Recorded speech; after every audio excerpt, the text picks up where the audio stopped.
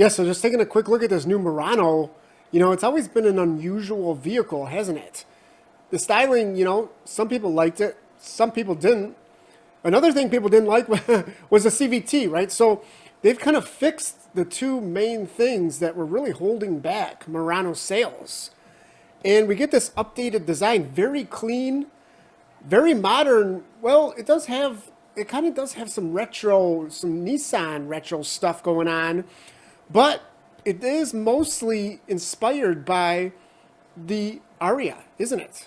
This is actually a very cool vehicle. You never see these. You never see these on the road because, it's an EV that doesn't have great charging specs or range, does it? But hey, if you're looking for a cheap car, you might want to take a look at these. I guess the lease deals on these things are super cheap. But anyways, yeah, you can see that design is influenced from the Aria. And again, it's just very clean, and it's got a very upscale look to it, of course. Of course, they're showing here, this is the platinum trim. So, yeah. But one of the big standout features here is we do get Nissan's new corporate design language grille with these, yeah, with the LED running lights kind of built into the side of it. Except as you can see, we saw this on the kicks, yes. But we get a lot more. Instead of just 3 or 4 bars going across, yeah, there's like, well, count them. There's like 5 now, isn't there? So, yeah, of course, this is the Murano's higher up in the trim level, isn't it? In the model line. So it kind of makes sense, and it's very dramatic, isn't it? You're definitely going to notice that.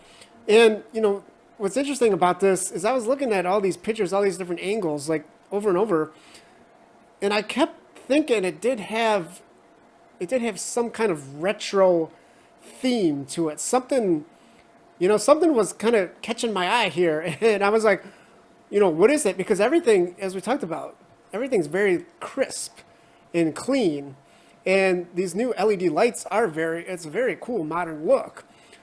But yeah, I just kept thinking something reminds me of like a 90s Nissan here with this design. And then I figured it out. I think it really does remind me of the 300ZX. Let me know what you guys think of this, if anybody else has kind of seen this. Because, the 300ZX had these large lamps down in the bumper, didn't they? That kind of fit into this opening. And a very clean look, right? I mean, the headlights were flush. Everything was cleanly integrated into the body. And it kind of is that same way, isn't it? Look at that. The headlights here, everything is flush mounted. And then again, this lighting signature built into the side of the grille there. So, yeah, I don't know. I don't know. Let me know what you think. I don't know. Maybe I'm just crazy. And what's also cool is there's this like 90s detail of the Murano just kind of stamped right into the side of this. I don't even know what this is. This is just like a filler trim piece. But hey, it does look good.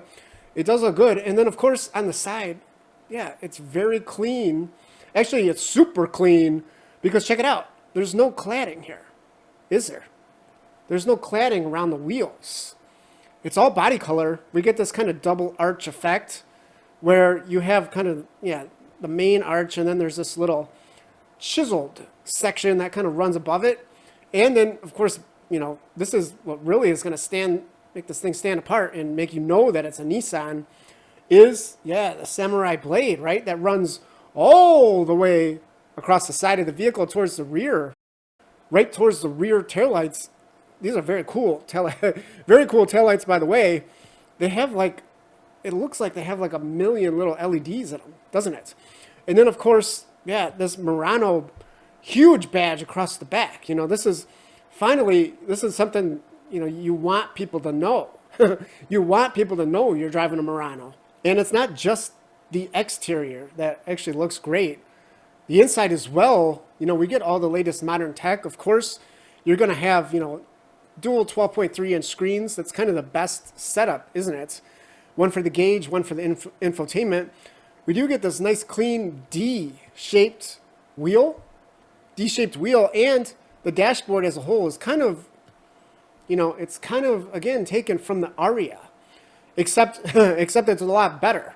It's a lot better. We'll talk about that. But yeah, mainly, you got this horizontal all these horizontal lines that kind of flow, you know, from one side to the other. And yeah, actually, if you take a look, this is the Aria. It's basically like a very, very minimalistic version, you know, almost like a concept car version in comparison to the Murano. Very sparse, very sparse. Of course, they're trying to cut costs, you know, because EVs are very expensive for traditional manufacturers to make. But what's cool is, or you might think this is cool, they've kind of kept this one detail as well for the climate controls. So it's actually, you know, it's capacitive touch. Yes, it kind of sucks. You know, everybody wants a traditional knob, but what is cool about this setup is you can see that these buttons are like built into the wood grain here. You see that? It's a very nice looking piece on its own. But yeah, the fact that the buttons are like backlit behind this wood effect is actually is a really cool trick. And there's a benefit here too, you know, function wise. You're not going to have fingerprints all over this, because traditionally capacitive touch buttons are on black gloss plastic, right? Fingerprint magnets. So that is nice. You know, of course, still want to see knobs, but this is cool. It's very cool. And then, of course, again, Murano just kind of stamped in right there, and a physical volume knob for you, at least. And it's not just the materials here, though. It's the space, right? The comfort in a Murano. Yeah, that's kind of what you want. Look at this legroom. Look at this legroom. This isn't a two-row compact SUV. You know, you can really stretch out in this thing, right? You're not going to feel cramped. So, yeah, it's nice that we get all these design details that give it this real premium kind of upmarket feel and look. But, yeah, it's really, you know, it's really the passenger volume here. That's what really makes the Murano appealing. And now, you've even got an appealing exterior as well.